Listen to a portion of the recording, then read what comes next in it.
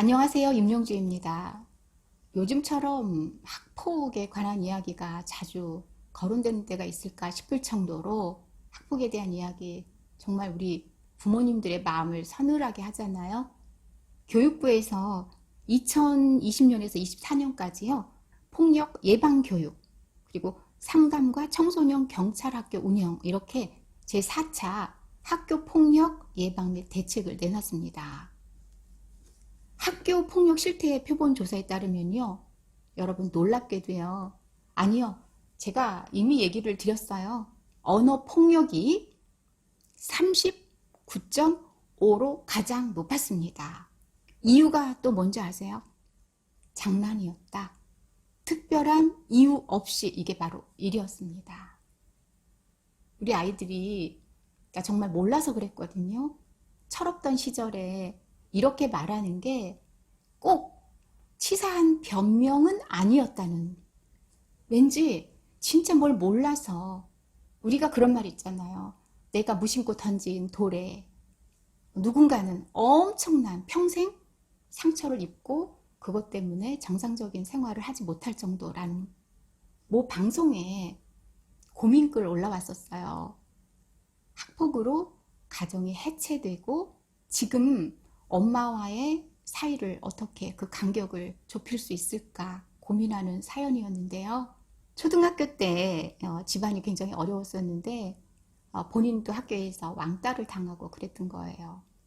집안도 어려운데 내가 밖에서 이렇게 무시당하는 걸 엄마한테 말씀드리는 것이 수치스럽기도 하고, 그래서 꼭꼭 참다가 엄마한테 편지를 쓴 건데 엄마가 답장을 안 한 겁니다. 굉장히 상처를 받은 거죠. 아이 딴에는. 이제 와서라도 엄마하고 그 간격을 줄일 수 있을까? 과연? 그럴까? 이때 이 친구가요. 아, 엄마는 날 의무감으로 키우는구나. 내가 밖에서 맞고 와도 상관없는 거네. 나 사랑하지 않는 거네.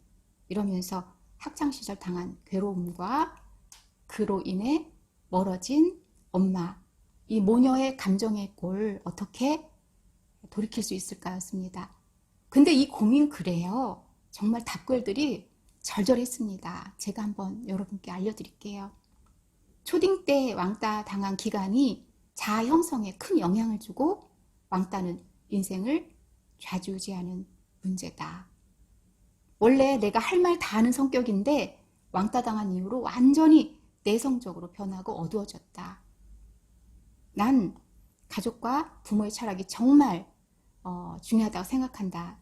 이러한 이야기들이 올라왔었습니다. 여러분, 말이라는 게 있잖아요. 얼마나 중요한지 새삼 더 말해서 무엇하겠어요. 행동폭력이야. 정말 뭐 그거는 누가 봐도 그쵸? 가해와 피해가 확실하게 나오지만 이 말은요.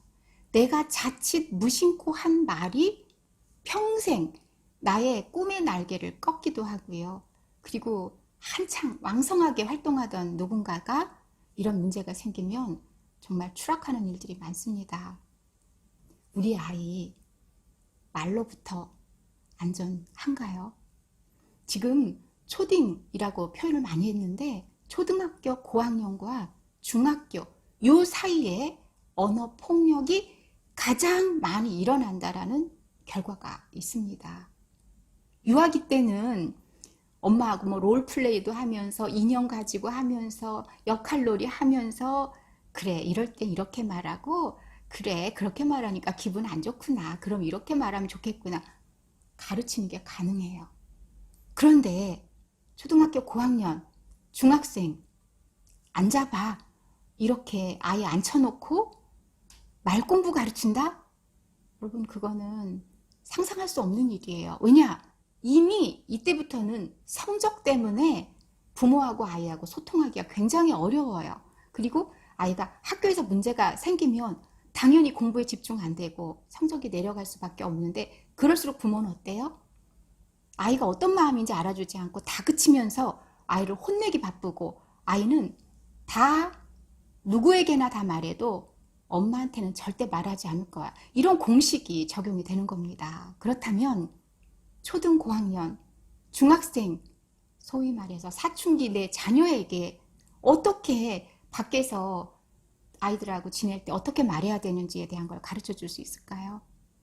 여러분, 제가 이번에 책을 냈습니다. 바로 13살 말공부예요. 13살 초등 고학년과 중학생 친구들에게 주는 선물인데요. 제가 이 책을 내니까 보도 자료에 이렇게 나왔어요. 기사예요. 소통 전문가이자 자녀교육 전문가인 임영주 박사가 10대 청소년을 위한 첫 책을 냈다. 학교폭력, 언어폭력이 심각한 사회 문제로 대두되고 있는 시점에서 청소년들을 위한 소통법을 담은 13살 말공부다.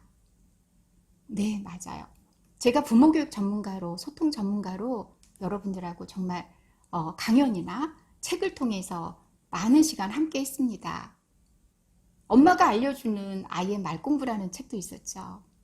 네, 이거는요, 유아기와 초등 저학년 자녀들에게 엄마가 알려주는 말공부였습니다. 그런데 초등 고학년, 사춘기 이 중학생 친구들에게 엄마가 알려주기에는 역부족입니다. 우리 인정하자고요. 그럼 어떻게 하느냐? 이 책을 아이의 손에 건네주세요. 아이의 책상 위에 올려놓으면 됩니다. 저는 이 책을 정말 단시간 내에 썼습니다. 왜냐? 써야 돼서. 필요성과 소명감이 저의 원고 속도를 얼마나 빠르게 했는지 저는 이 책처럼 빨리 탈고한 적이 없습니다. 정말 필요한 책이에요. 청소년들이 지금 정말 호르몬과 그리고 성적, 이 두 가지와 싸우느라고 내가 밖에서 그냥 툭툭 내뱉는 말이 나중에 지금 아무리 열심히 아이가 공부하고요, 아무리 공든탑을 쌓아놓으면 뭐 하겠습니까?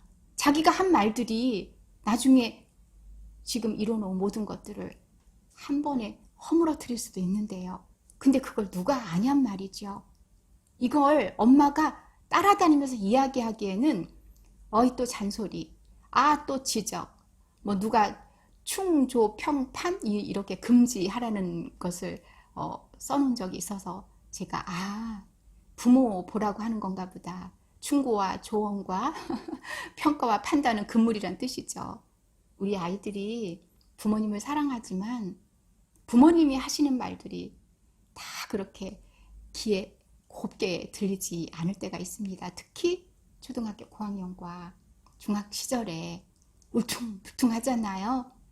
그럴 때 전문가인 제가 우리 아이들에게 조근조근 조목조목 친절하게 알려주고 싶었습니다. 이 책은요, 내 말이 다른 사람에게 피해를 줄 수 있다. 무심코 한 말이 나는 그런 뜻이 아니었는데 누군가에게는 두고두고 힘든 말, 상처 주는 말이다 라는 것도 이야기하고 있지만요, 친구와 오해가 생겼을 때, 선생님께 뭔가 변명이나 해명을 해야 할 때, 친구와 약속을 어겼을 때, 미안할 때, 내가 발표를 잘하고 싶을 때, 나라는 사람을 소개를 잘하고 싶을 때, 그리고 나의 의견을 상대방에게 관철시키고 싶을 때, 이렇게 다양한 사례를 넣어서 정말 말을 잘하는 것에 대한 공부, 수업 내용으로 완전히 엮었습니다. 이 책의 특징은 사례가 굉장히 다양하다는 거예요. 이 친구들 사이에서 일어날 법한 또는 일어났던 사례들을 넣고요. 그거에 따라서 어떻게 말하면 좋은지에 대한 것들을 넣었기 때문에 아마 학생들이 읽으면서 굉장히 쏙쏙 귀에 들어갈 겁니다. 가장 좋은 거는요, 엄마도 함께 읽으시는 겁니다. 그래야 얘네들이 이런 식으로 소통하고 있구나, 이렇게 말하고 있구나, 이런 일들이 있구나 알아야 우리가 가끔 이야기할 때도요, 에이 엄마는 아무것도 모르면서 이런 소리 듣지 않고 한마디라도 좋은 이야기 할 수 있거든요. 책 뒷표지에 이렇게 써 있네요. 꿈 많은 똑똑한 10대라면 말을 잘해야 합니다. 네, 말 공부를 하면 내가 바뀌고 내 주변이 변하고 내 미래도 반짝반짝 빛난다. 정말 10대라면 꼭 읽어야 할 책, 제가 정말 열심히 원고 써서요, 우리 아이들에게 선물로 드리고 싶은 책입니다. 말 공부가 바로 인생 공부라는 생각 살면서 저는 많이 합니다. 저는 말에 관한 책을 많이 내고 있는데요. 우리 아이들이 이 책을 통해서 말의 소중함을 알고, 그리고 말을 잘한다는 것이 잘 이렇게 청산유수처럼 말을 잘하는 게 아니라 생각하는 말, 내가 한 말이 상대방에게 들릴 때 어떻게 전해질까, 이런 것까지 생각하고, 그리고 상대방의 말도 내가 잘 해석할 수 있는 능력까지 그렇게 배웠으면 좋겠습니다.